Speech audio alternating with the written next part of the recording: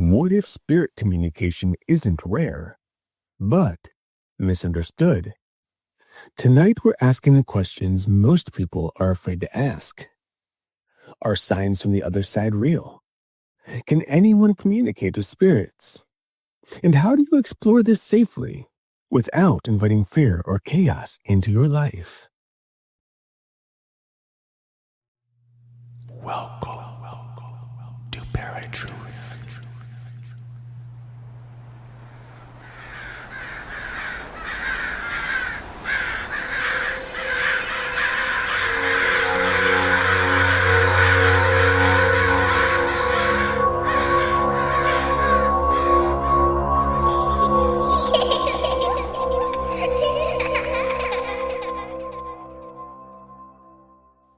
What's up, everybody, and welcome to ParaTruth Reborn. My name is Eric. And I'm Justin. And today we are talking to Sterling Moon about her book, Llewellyn's Little Book of Spirit Communication.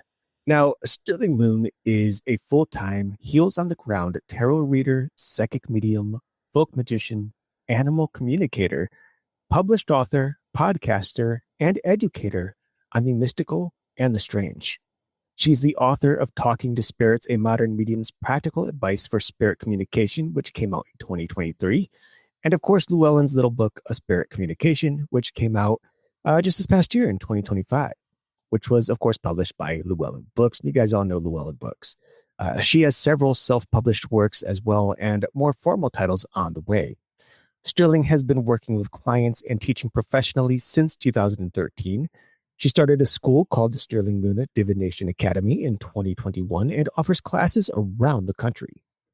Now, Sterling also spent 20 years as a professional advocate for victims and survivors of crime in Wyoming, Minnesota, and Colorado, and she holds a master's degree in advocacy and political leadership. Sterling, welcome to ParaTruth Radio. So glad to have you. Reborn. ParaTruth Reborn. ParaTruth Reborn Radio. We always make that mistake. We would forget about that transition we made over a year ago. Almost 2 years ago. Yeah, we're excited to have you on. I know we've been I've had this in our calendar for quite a while, so I'm always looking forward. But okay, this one's going to be an interesting one. But before we get started, kind of want to just give you the opportunity to kind of tell people beyond what I already shared, just who you are and kind of what you do on a daily basis. Well, I mean, that's kind of you got the highlights of what I do professionally, but I live in Colorado. I'm a mom. I'm a partner. I don't know. I'm just I'm a professional weirdo. Professional weirdo. And I always say that even if I weren't doing this as a job, which this was never the plan. I mean, I always joke that I thought I was going to be running a nonprofit by now. And this work just kept getting bigger and bigger and kept getting more and more of my heart. But even if there comes a point where it's not my job, I'm still just going to be really passionate about spirit communication and magic and wandering around haunted places with my friends. And oh, thank goodness there's a cat here. Or I'm assuming that was a cat. I'm not picking at that, or we have some really spooky stuff already happening. I mean, Eric has a lot of spooky stuff in his house too. So yeah, I love it. I absolutely love it. I'm very grateful. I have a little black kitty named Poe. She is a kitten still, and she's an absolute menace, but she tired herself out, and so she's sleeping, which I'm really grateful for. Otherwise, we would have a whole other set of problems over here. But yeah, I don't know. That pretty much covers it. All right. Well, it's always awesome to have a passion and be able to make a living off of that. That's pretty cool. So congrats on that. Hey, thank you. It's grateful every day. Yeah, and you do a lot, more than a lot of people do. So what I attribute that to is I have a lot of energy. And, I will say my parents growing up were silversmiths. They were, hence the name Sterling. But so I, watched my parents. They were professional artists. And, you kind of just having that as a model of like watching them do all the things until my dad passed away in 2001. But it definitely kind of like gave me an idea of like, oh, that's what running your own business is like. But also I spent so long like getting up at like 5:30 in the morning to practice magic or practice spirit communication and, or take classes with, teachers from around the world. And by the time I had the privilege of being able to do this as a job, I was like, I don't want to waste any more time. Like, I just want to I want to do all the things. I want to do as much as I can while I can. So, Well, I'm a huge fan of the show Archer. So when Sterling came up and Sterling Archer, I'm like, oh my God, I get this woman on. yeah. So, yeah, Sterling Archer was the best character. Love that. Mm-hmm. So what made you want to write this book? Well, this one I will say was kind of this opportunity was handed to me. Which that's like not the fanciest of explanations, but Llewellyn asked me if I would write the Little Book of Spirit Communication for their wonderful Little Book series. I think there's 20 or 21 books in the series so far.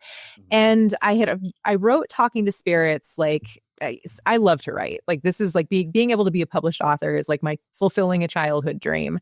And Talking to Spirits was like that book that I was like, if this is the only one I get to write, I will be happy. And I've heard other published authors say that your first book is kind of like the first pancake. When you're making pancakes, they're kind of like the first one's always a little too buttery and it's always never quite perfect, but you love it anyway. That's kind of how I feel about Talking to Spirits. And so I was really excited to, I was really excited at the idea of writing a concise introduction to spirit communication until I sat down to write it. 35,000 words is pretty short for a book, and because it literally is a very little book. Right. And it turns out being concise is hard, especially because I wanted it to be something that would be a good fit for somebody if this was the first book on spirit communication they ever picked up on. And I talk about this in there that I often see that there's kind of 4 doors that people come through when they are interested in talking to spirits. And so you have people that they're survivors of grief and loss. They've lost someone and they want to try to talk with them. You have like, magical folks. You have, I call us natural mediums where you couldn't avoid the presence of spirits if you tried. And then you have the paranormal folks. And I really do think that all of us can benefit from a good, well-rounded baseline of information. So that was the tactic that I took with Little Book, and I'm pretty happy with it. Cool. So this book really is for like across the spectrum of beginner, experienced practitioners, and just those who are curious. It's really for anybody, right? I mean, that's the goal. I mean, one of the things that I really enjoyed was getting into like some of the history, like telling a lot of my favorite stories, getting into some of the lore and some of the terms that we all use, and kind of discovering maybe some of the ways that things have gotten misconstrued or a little mixed up over time. Like one of the examples that I gave was like the stone tape theory, which I had always grown up hearing that, oh, that's like the idea that brick or limestone or quartz can really, soak in and amplify energies, right? And so, but then to find out that it actually was the name of a BBC special in the 70s that came out on Christmas Day. And just to find out that and to see that this is like something that kind of it is morphed into something different. And so little stories like that have been kind of fun to bring up too. Now, for those that don't know, what is spirit communication at its core, beyond of, the fictional movies and TV shows and stories and stuff like that? I mean, that's kind of like a hard one to put in. It's like such a simple question, and it's also kind of hard to like say succinctly. I mean, it's the idea of first you have to talk about what is a spirit. So first of all, you have to talk about what is a spirit, right?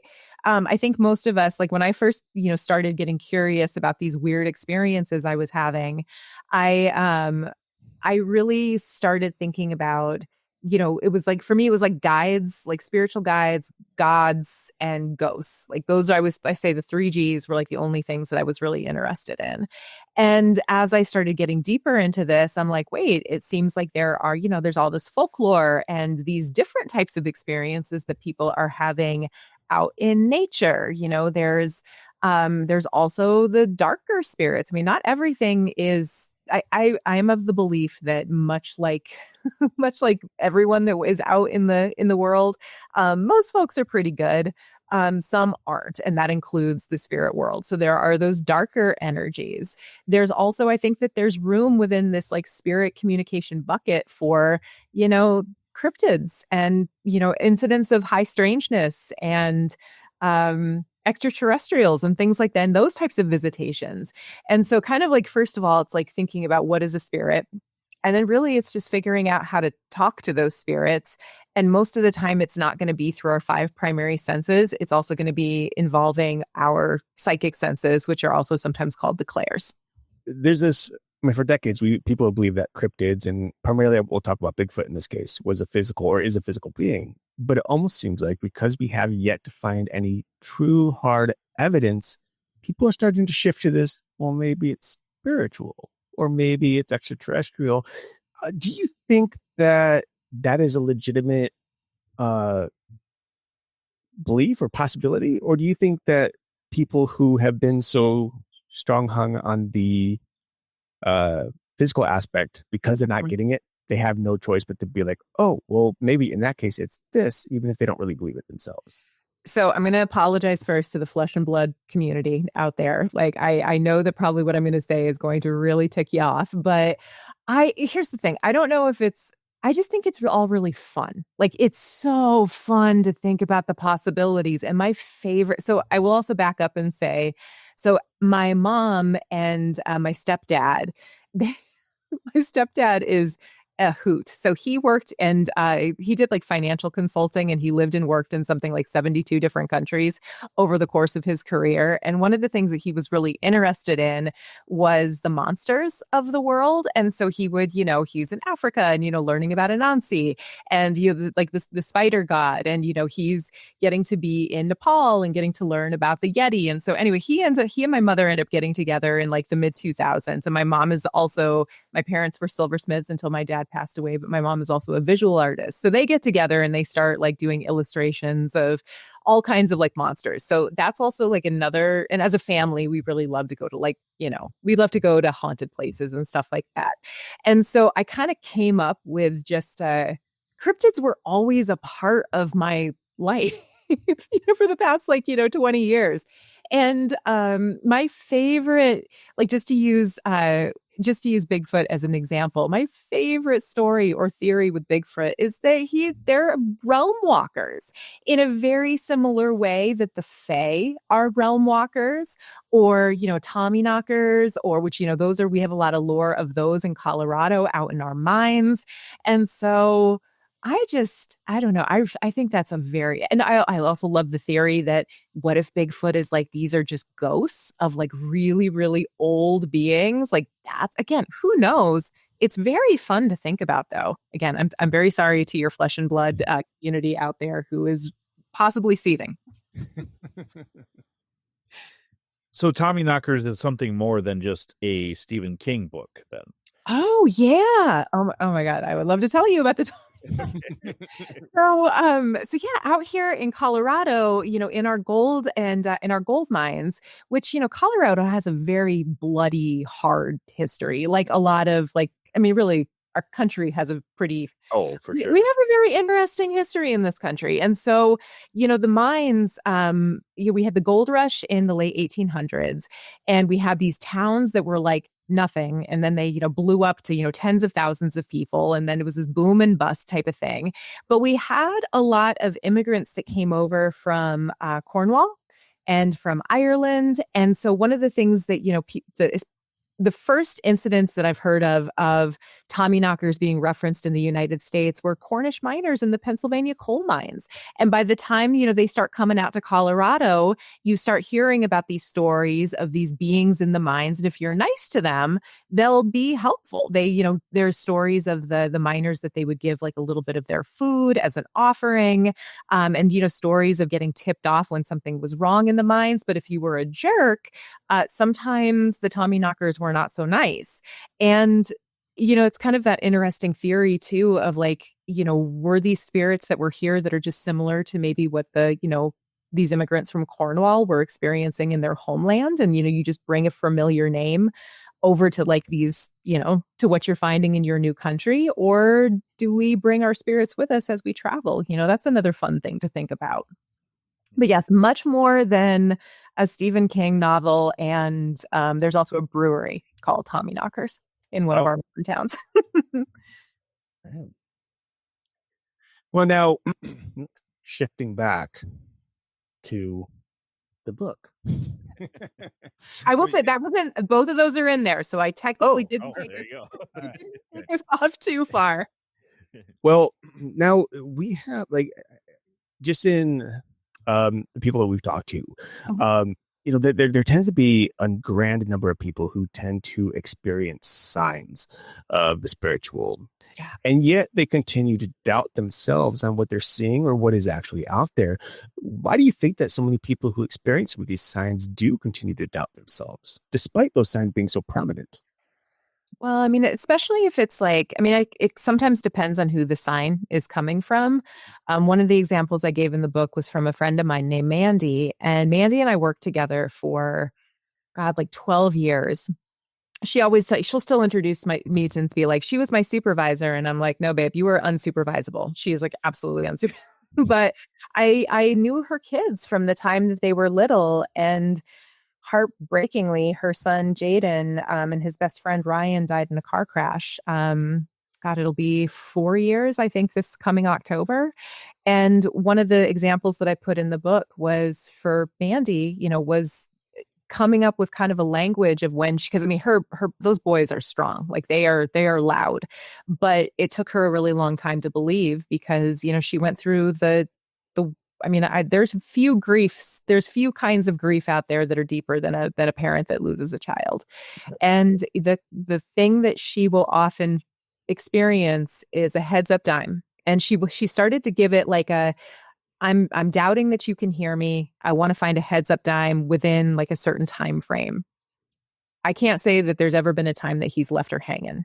And it's pretty funny because when I asked permission to include that example in the book, within I think it was 15 minutes, I found a heads up dime, on the floor of a hotel lobby. It was a really strange experience. But so I think sometimes it's just that deep grief and that, worry of and also too, people start to worry, am I going to turn into that person that sees signs in everything? Because that's a different kind of problem, not every song that comes on the radio is maybe a sign from your loved one. I think that signs sometimes from guides or people that work with deities, sometimes I work with a lot of students who sometimes it feels like a deity or a more divine spirit is trying to get their attention. And that can be also true. So I don't know. I think sometimes it's like that also. It's hard to open yourself up to that life might be more magical and mystical than we want to believe because it's hard out here. It's hard out here in the day to day. So I don't know. That's a really good question. And I don't have a simple answer. Yeah. So we've asked a lot of people about this, and the majority of the time we get the same answer, but I do feel that it has to do with your belief system and whatnot too. But, can anybody communicate with spirits, or do you have to be as an example, a medium or a psychic? I'm probably going to tell you something you've heard before. I think there are some of us that we come into this world with those senses dialed up. I I've met a lot of other people who do what I do, who also have been through some stuff. It's an interesting thing, like the number of people who have these, it takes a while sometimes before you can think of them as gifts. Sometimes it just seems like it's a liability. Oftentimes, we're a crew of people where we've been through some things, and sometimes these gifts are fairly hard won. But what you probably have heard the most is that yes, anyone can train, right? Like it's like going to the gym, and like, you build up strength over time. Anyone can start with psychic development work. And I think everybody should start with psychic development work because number one, it can be really fun. And also those are the skills that you need to have strong in order to be able to have spirit communication is really nuanced. And so you really do want to be able to like perceive those subtle cues. So I think psychic development is the thing that anyone can start with. And then of course you can always try mediumship. And, for some people it's tougher. It's a tougher road. And for some people it's a lot easier. And that just seems to be in the same way that some people have just a knack for playing the violin or for athletics. And we all come in with, some level of baseline talent, but that's what I think. Okay, fair enough. And yeah, that's typically the answer we get. But Yeah. A lot of people don't believe in this stuff, so they think that it's a medium or a psychic. They've been training for years, or they were born that way. And I can't do that. I can't go in there, or I don't want to. And that is more of a common one, is I don't want to, I don't want that. And fair enough to a lot of those people. I don't want to open that door. That is the thing that I probably hear the most. And it always cracks me up too when like my like some of my tarot students, or people who they read tarot cards, and maybe they have their ancestor altar in their house and do a little candle magic here and there. But when it comes to talking with spirits, I don't want to open that door. And I always say, I'm like, I hate to tell you, but the doors, you're already doing it. Yeah. You're already doing it. A lot of people believe those tools are nothing more than just that. And in reality is, yes, they are tools, but there's more to it than what you're thinking. Yeah, absolutely. What do you find? So when it comes to your students, do you find that they don't want to open those doors because it's like a burden, or because it's out of fear that they want to try to keep those things closed?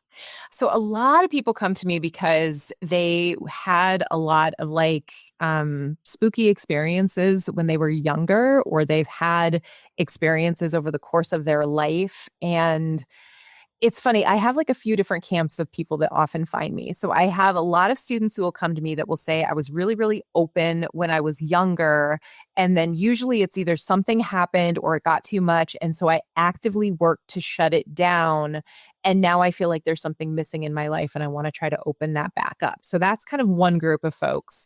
I often have a lot of people who are, getting over some spiritual wounding. I have a lot of people that, grew up in really haunted houses when they were children, but they also lived in a deeply like monotheistically religious home and were told that's not real, or it's all it's demonic, even though you're telling me that you saw grandma and it was really nice. And, so it was a confusing experience. So sometimes people come to kind of like reestablish what they believe spiritually, which I think that's pretty cool to be able to kind of make your own way and kind of figure out what you believe as an adult. I think that's a pretty neat thing. And then sometimes I have people who come to me where they're like, this stuff is happening all the time. And I feel like I can't get any peace, and I need boundaries, and I need to be able to figure out what to do with this. So those are like the three kind of main groups of folks that I get as my students. Okay. Yeah, it's always interesting, like to meet different people and see how they react, especially to past circumstances. Because then you have like me and Justin, who've experienced some pretty scary things when we were kids, and instead of being afraid, we're like, dive deeper. Let's go find more. Like, what's happening? Yeah. We've done had some scary things as adults too. I mean, Yeah, I'd love to hear about it. Like, what's your favorite? Like, what got you guys into this? Well, I got started, and me and Eric kind of have a similar situation where, I always had a interest in this stuff. I got into Ouija board at I shouldn't say very young age. I was a teenager, tarot cards. And then, I was doing Ouija board sessions with different people in my family. And, we eventually got some really dark answers. So we're like, nope, nope, nope. We're putting that away. We're not doing that anymore. And then later on in life, Eric and I started talking about this stuff regularly. We'd have a beer around the campfire and just start talking about this stuff. And we were watching shows like Supernatural, Ghost Hunters, stuff like that. So we were like, you know what? Maybe we should start a paranormal investigation team. And on top of that, there's got to be somewhere where you could do like an online radio show. We had never heard the word podcast ever at that point in our lives.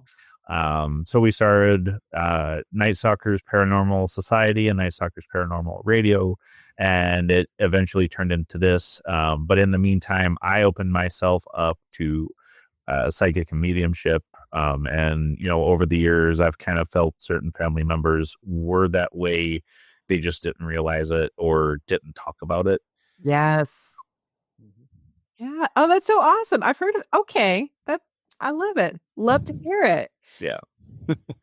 And then on my side, like very similar to Justin, grew up with Ouija board and, playing around mostly, not knowing where Ouija board really was. But I also grew up in a haunted house. The house that I'm currently living in is a family home. I grew up here. My mom grew up here. So my grandparents owned it. It's 60 years old.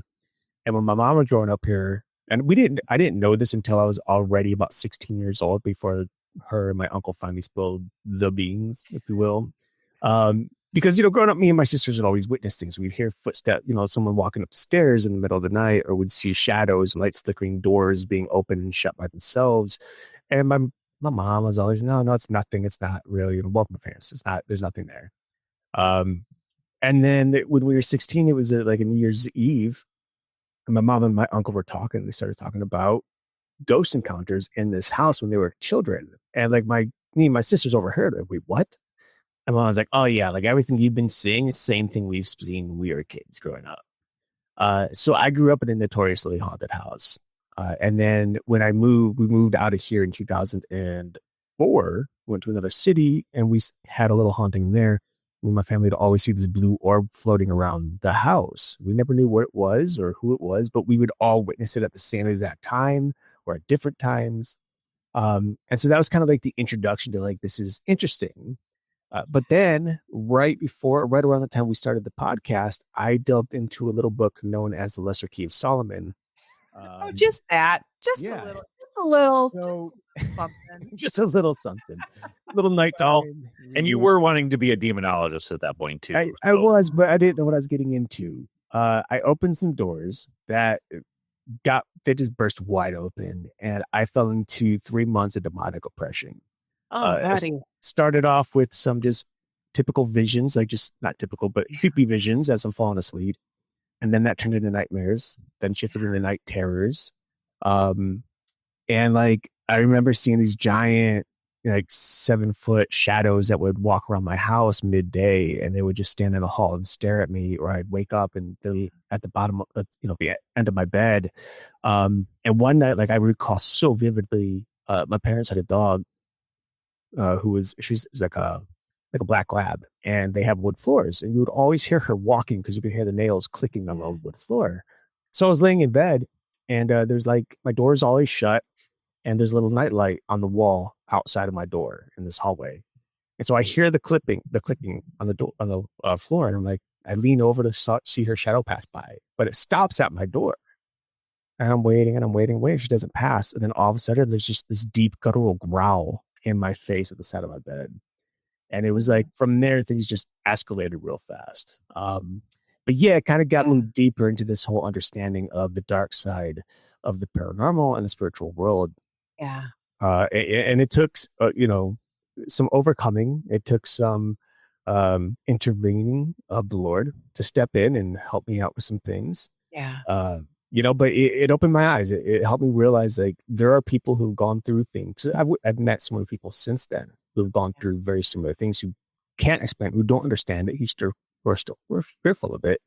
But I've been able to use my story to help them overcome their own, Yeah. So that's where I kind of step in on this show. It's like I kind of have this not whole different, but slightly different viewpoint where it's like I very much believe and have witnessed the good. Yeah. But I think unfortunately, some people focus so much on the good that they kind of let the guard down. The love and light, you can't let love and light just kind of like, make you stupid is the way that I often think about it. And, that's, man, I always I think that's one of the things that I do caution people with is that I do think that, keeping the more joy you can bring into this type of practice, I do think there is an element of that does keep you safe, because if the way that I often will go into a haunted space, I have a retreat that I will hold for people that have studied mediumship with me for at least 7 weeks. So, we have a shared foundation of knowledge and kind of a shared language. That program is called Modern Mediums. But then usually annually so far, I'll rent a haunted space. I'll rent a haunted hotel or, something like that. This past year, we were at the Oliver House in Bisbee, Arizona. The year before that, we were at the Stanley in their lodge. But it's one of those things where I kind of will go into these spaces with I want to make friends, but I also have good boundaries. In the same way that if I'm going out with my friends for the night, I'm not going to just be telling everybody that I meet where I live. This is here's how you find me. Here's oh my God, let's keep in touch. And so, there is you do have to have some street smarts and some common sense and also intervene quickly, because that stuff can get, that's one of the things that if there's probably one bit of pro bono work that I do the most, it's people that they have those types of attachment issues. And the number of people that I've met who are walking around with things that have been going on for 10 years, 15 years. And it just breaks my heart, because it's it doesn't have to, there are remedies. So thank you for sharing that. Both of you, I love hearing your stories. Yeah. I mean, there's so much more, but obviously we have limited time. So, I've had those different encounters of seeing what I thought was my dad in the doorway, went to give him a hug, vanished. We've told this story multiple times. We had the opportunity to do a investigation at Jeffrey Dahmer's home in Bath, Ohio. It's where he grew up. Had some interesting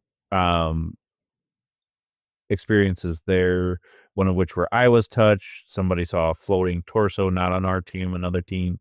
So there's been, tons and tons since we've started this journey. It's never, your life is never boring when this is your hobby or your job, whatever it is. You will never be bored. That's actually one of the things that I did put in the little book is you get into this, you have something to do anywhere you go. So. Well, and I'll tell you what, it's Justin and I over the years, we've been doing this, 20 some odd years total. 2006. Yeah, since 2006. So 20 years, right? Yeah. So, but it's we've at times have walked away. We've shut down the podcast. We're done. We don't want to do it anymore. And it doesn't take long, a couple months, a year at tops. And then somehow we get dragged right back in. We have a new podcast about it. As every time we walk away, there's something that pulls us back. It's let's just stay this time. The work is not done with you. All right. Well, I think the biggest issue though too is when you're doing something like this, especially just a podcast, you're not in the field. The topics start to get stale and stagnant, where it's kind of the same thing over and over again. It's kind of the same answers over and over again. So our ultimate goal with coming back was to try and not let that happen again. And the good news is there's a lot of weird stuff and weird people doing cool things. And so I hope you find all of them. Yeah. I'm grateful that I get to be one of them. So well, we appreciate you. Yeah. So getting back to the stuff in the book, eh, again, probably heard the same thing from everybody, but I'd love to have your take on it. What is like the common or most common mistake people make when trying to communicate, and even more so when they open themselves up? I think a lot of it is like it starts with you've got to know what you're bringing to the table. So I think that and I see this I'm going to also draw some parallels with like divination. I always joke that tarot was like the gateway. It's like the gateway drug, like the gateway drug for all the spooky stuff. But I will, and I've been guilty of this too. Like when you sit down to do a tarot reading, when you're hyped up or you're mad, you're upset or you're excited, you often just get reflected back what you're feeling. And then sometimes what you see, it doesn't come to pass. And one of the things that I have found really helpful with divination that I think translates really well to spirit communication is taking stock of what is going on around me, what is how is that, what's going on in my body, what's going on in my mind and in my emotions, and then doing something consciously to release that. So I'm it's I want to be beige, I want to be neutral canvas. And because I think that with spirit communication, that gives you the ability to be really, you're going to notice if I really take stock of how my body is feeling. And then I notice that for me, one of my tells is that my head starts buzzing. I get an itchy feeling in the top of my head. And then I notice that my back is hurting or my throat is tight. And I can tell it wasn't like that before. That tells me something. And so I think one of the things that I see most common is folks just not noticing themselves before they start. I also think sometimes not being specific about what you are looking I see so many people that will get together for a seance. I love hosting seances. I think seances are so fun. And also you want to make sure that you have a conversation before you start the seance. If somebody's wanting to talk with a murder victim that they've never met, and somebody else is I want to talk to my grandma, there might be some. So I think sometimes being thoughtful about what you are looking for and what you want to happen, but probably more to your point, the thing that I think is most common is folks will just throw open the doors and then they forget to close them. And it's you just just opening your doors to anyone that's coming in, and then you just walk away and don't bother purposefully shutting things down. Those are probably the things that I see the most. I still make that mistake. I'm constantly open, and I tend to leave it that way just because I feel like I'm going to miss something if I don't. But I as an example, I've lost a lot of sleep at times where I feel something's trying to communicate with me. I'll get the flashing light, bright light in my eyes, which I've heard is a common one for communication.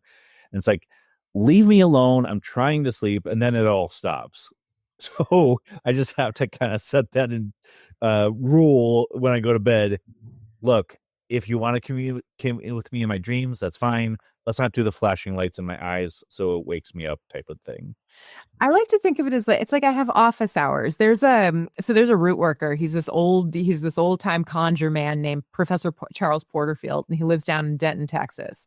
Okay. And that man knows so much stuff. And he was the first person that the first really badass, sorry if I don't know if I can swear, really awesome magical practitioner who also would talk about being sensitive to spirits. And he gave this an example of he puts a chair out by his front door. And he will go and he'll just kind of, make a point of spirits are welcome to come and rest. It's a designated spirit chair. And he once a day, he'll go out and check. And if anyone's sitting there, he'll have a conversation with them. But yeah, I always like to think of it as a volume control knob that I try to turn it down so I can live my life. But then you want to be able to turn it up pretty easily. But I understand what you're saying for sure. Yeah. Let's say also when it comes to a tarot reading, for example, how important, if you use the word neutral, you want to remain beige. I think sometimes people don't realize how much energy plays into a reading, because I know from personal experience, if I'm in a stressed state, if I'm angry, something like that, I will read something in a negative way rather than in a positive way or the Yeah. bright way, if you will. And it's interesting how much of a difference it makes when you take the time to meditate prior to doing a reading, or even just to clear your aura or the energy in in your space. And so when it comes to that though, like, what are some other ways that maybe someone can ground themselves or create boundaries or intention? Like, is there a, like one specific way, or do we have multiple ways that we can guide? Oh my God. I mean, there's so many ways. I'll tell you the ones that are in the book, and and kind of like they're a riff on very closely like what I do for myself, what I teach my students, what I do with my clients. Some people are like deep, slow breath people and like, meditative, they enjoying like those meditative breaths. Other people hate that stuff. Like I have, I have some clients that they're like trying to, calm down and take 4 deep breaths is like anxiety inducing to me. So for those folks, maybe like shaking out your limbs might be a more effective way. But I always like to start with, taking a few breaths, doing a little bit of that body. If you're just doing this on your own, doing that body scan, checking in with like literally what's around you, what's going on within you, checking in with your thoughts, checking in with your emotions. And then, maybe taking 3 big breaths, big whooshing breaths where you're shaking your arms, or big, steady, long breaths. And just imagine that all of that energy is just like dumping out into the ground. Like any excess energy that you don't need is just dumping out into the ground. I really love I'm a big visualizer. I love to imagine that I have roots growing from the lower half of my body down through the soles of my feet. I often like to think that I have like a little tether from the top of my head, connecting all the way up with the heavens or whatever lies beyond. And then I'll end with a big inhale. And then I envision that I'm held in a bubble of protection and that everything that I need can reach me with ease, but anything else that's unhelpful just bounces away. I also like, if I'm sitting down to do a tarot reading, I am very specific about like who I'm asking for that insight to come from. Cause you could get a tarot reading where you're using it as like a spirit communication tool. Like I want to, talk with my most venerated ancestor, or if I want to talk with my highest spiritual guide, I want advice from my highest spiritual guide, or I want advice from my highest self. But those are some things that you can take to just steady yourself. And I do that with all of my clients before a session. We'll just do a really quick grounding. And that really does help to bring down the energy, even if people come in very heightened. And it always seems to help. Almost always. Yeah, I think it always seems to help. A single time that it made things worse. So Now, again, we've probably heard this quite a bit, but everybody's kind of got something different. What are the most common ways spirits communicate to the living, or is there a common way? Well, so I'll tell you what is most common for me. I'm a big I get the mental images. It's like a movie playing on the inside of your mind. It's like you're replaying a movie, or, thinking of how like a novel feels when you're reading it.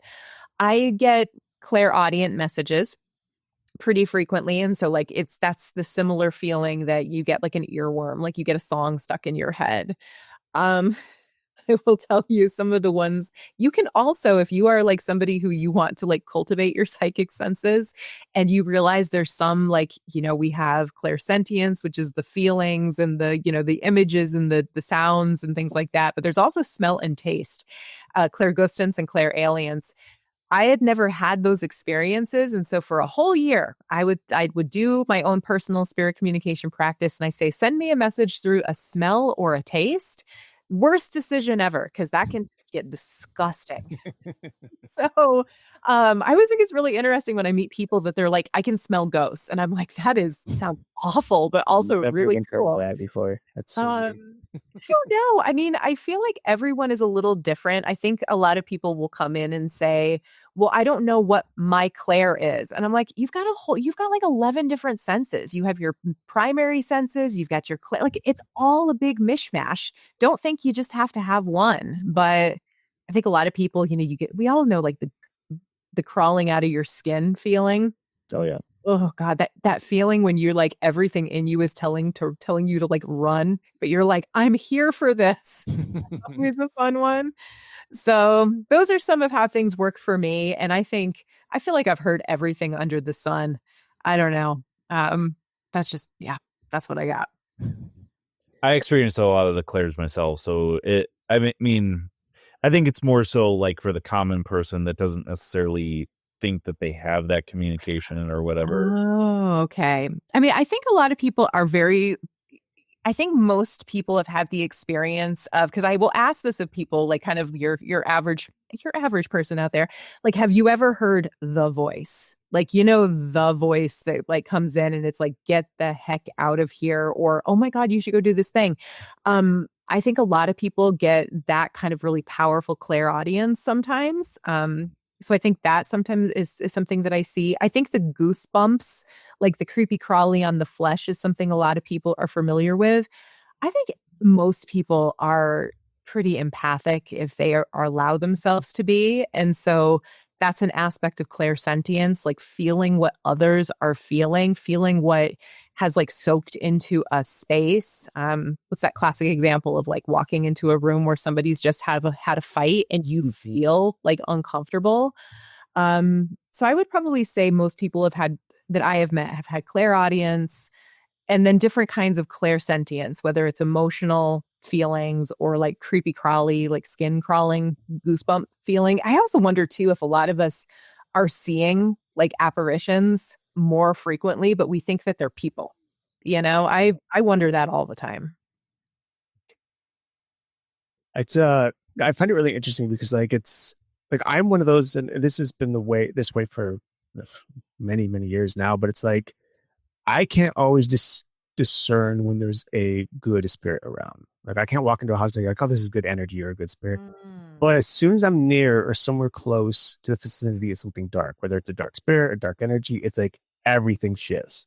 I get that like this heavy headache right in my third eye. I get this tingling, this almost instinct that's like, you step into a room and instinct says, "Oh no, no, we're going back." And this is too heavy, and it's weird because like I've tried to focus in on that good energy. Not that I can't feel good energy per se, but most time it's like, can I discern the difference? It's like, oh, I know when it's dark. I know when there's something dark. I grab by a house and look at it like there's something there, and it's not a happy spirit. That's for sure. And it's really interesting. And I don't know if that's like, if it's something that I can kind of change or if that's part of like my story, like when it comes all the way back to opening that original door. And like constantly coming back and meeting these people who kind of experience those same things or those dark things. It's like, maybe that's just my track. That's my path. I mean, you went through a really intense experience. And so that does seem like you would be really poised to recognize danger, because it's like a form, and this is like some of my old victim advocate speak coming in, but like that hypervigilance, that a lot of people who've experienced a trauma. And I think that's something that people sometimes forget, is that even though I'm a pretty lighthearted person, which I'm proud of, I'm like, you don't fall into 20 years of being a victim advocate without a story that gets you there, And so even though I come into this stuff with a lot of joy in my heart, I'm not a dummy. I know a lot of people who have had wildly traumatic experiences with spirits. And I think that's something that also has to be like acknowledged. But my suggestion for people, and this is something that I will tell, because I have a lot of people who've had really bad experiences and then they come in trying to find that joy. Going to places that have like really lighthearted haunts can sometimes be fun. Like I know it's expensive, but I can't say enough good things about the Stanley Hotel out in Estes Park, Colorado, where, Stephen King famously wrote or came up with the idea of the Shining, but it's so much more. I mean, it's like that place is so special. And it really, I don't know, I just can't even tell you what's going on there. There are so many, it just delivers. Like, it's almost like a place that's like, it's showtime and it will deliver what you're looking for. And it's loud too, where you're not just like, oh, maybe this is just me thinking that I'm having an experience. It's like, oh no, this is So I don't know. Sometimes going to places that have like fun haunts. I feel like those are harder to find though, because not everybody wants like a fun haunt. I don't know. Right. Yeah. Uh, So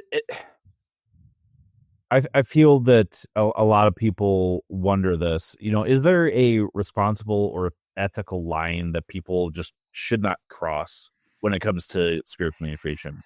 you know, I guess everybody would have a different thought. I think for me personally, and this is kind of where I get into, I have real mixed feelings about some true crime type stuff out there. I do think folks should examine like when they're going to like, connect with a murdered person.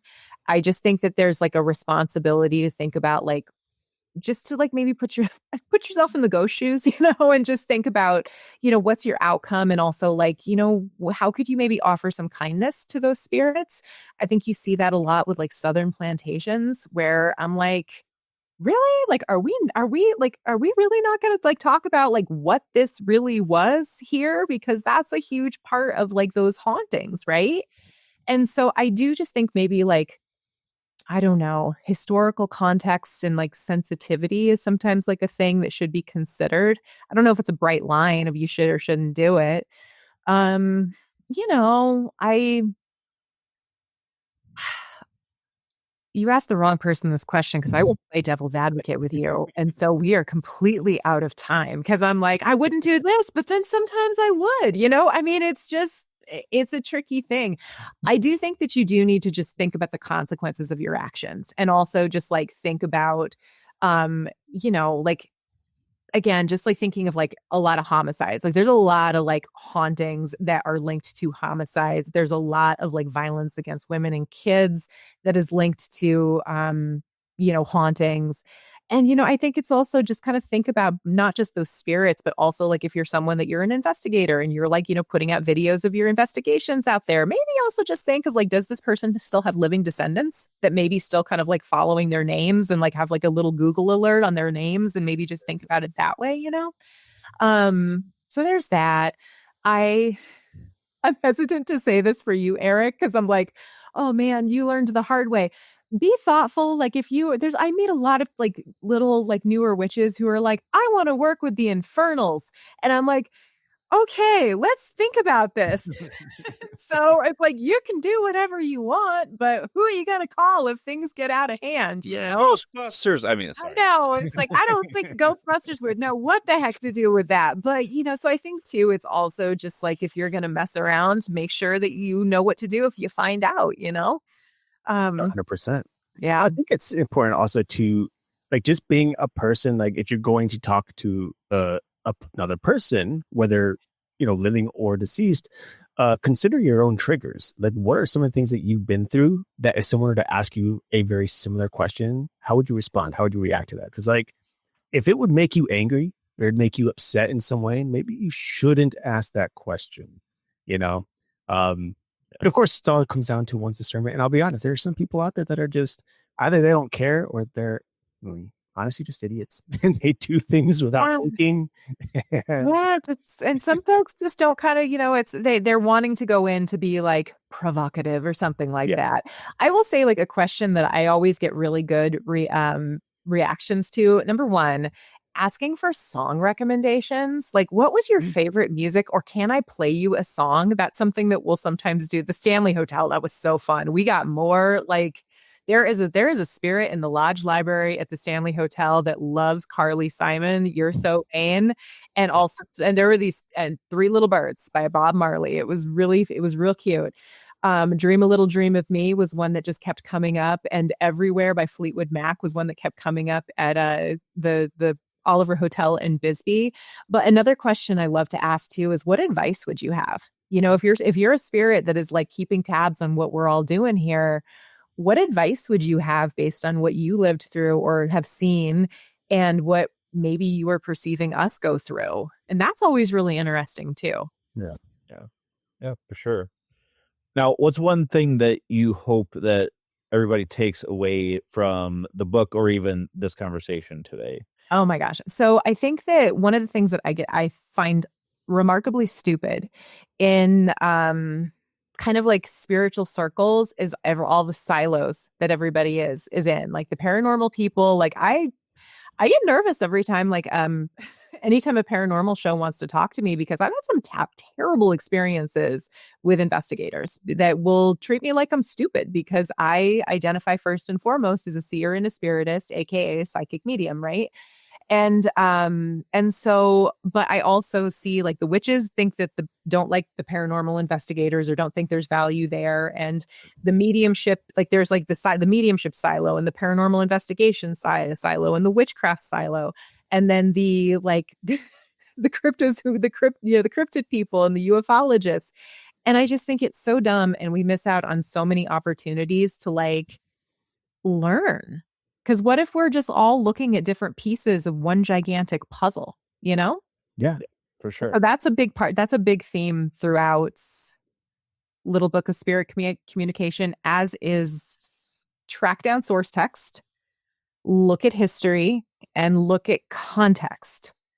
And everybody should practice psychic development. Those are like the 5 things there. Well, I think like overall, those 5 things, especially the beginning there, really works well with our show because that's what we came in here with ParaTruth Reborn to do. Like we have so many different people from various different walks of life, regardless of the belief systems, the religions, et cetera. It's like we all come here, we talk, we share, we build this little community, and I think it's important to best know yourself. It's important to know others and what they go through and what they believe, right? Because you can't work with people if you don't know what they're like. Like you can't. I've had there was a time where I had a very, I guess, negative view on the quote unquote Satanist. All right. But there are certain things that some of them believe that they think about and they consider that it's like, that's interesting. And it's like, it helps build a different foundation, I think, for us, in our own belief system, even if we don't agree with them. And I think that's important. And not to call them out, Satanists specifically, but in this case, we've had some interesting stories with Satanists in the past. Who called themselves Satanists, we'll put it that way. Yeah. Well, I mean, y'all have really interesting backstories too. And so I love that there's so much variety in like what you bring to the table. And that definitely, I appreciated hearing that. But yeah, everybody just be curious and be open-minded and learn as much as you can and practice as much as you can. And because I don't know, I just figure like, what do we have to lose? Just have fun. For sure. 100%. Well, we're going to go ahead and let you go here for now. So to stay on the line with us while we close out the show, but just thank you again so much for joining us. It's been a blast. Yeah. Thank you so much for having me. It was lovely to chat with you. Oh, and real quick, where can everybody find you? Oh, that old thing. That's important. So my website is sterlingmoontarot.com. And just go to sterlingmoontarot.com and you'll find all my social media links and everything is housed there. Sounds good. All right. Thank you so much.